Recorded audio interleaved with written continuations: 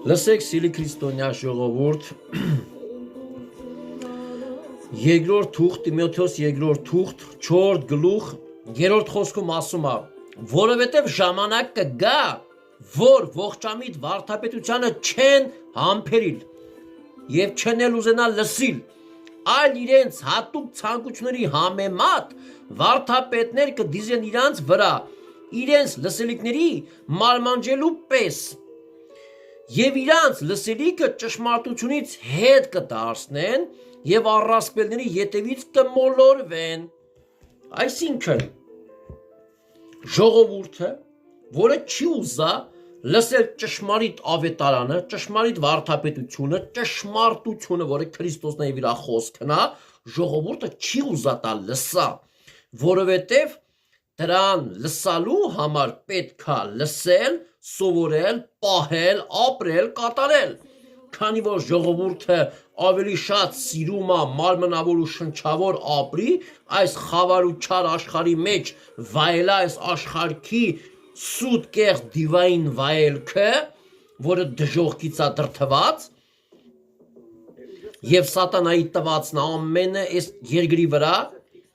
այն ինչ որ ձեռք ես բերում ուրախանում ես ժամանակավորը թողելով հավիտենականը, հիմա նման ժողովուրդը ողջամիտ վարդապետությունը չեն համբերի, այսինքն չեն ուզի խաչը վերցնեն, ողջամիտ վարդապետությունը խաչն է քարոզում,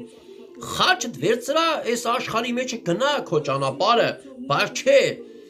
մարդիկ հատուկ իրանց ցանկությունների համեմատ վարդապետներ կընտրեն եւ կլսեն եւ այդ հատուկ վարդապետներն էլ կլինեն ոչ թե Աստծուց, այլ սատանայից, որոնք ավետարան խոսան, Հիսուսի անուն կտան,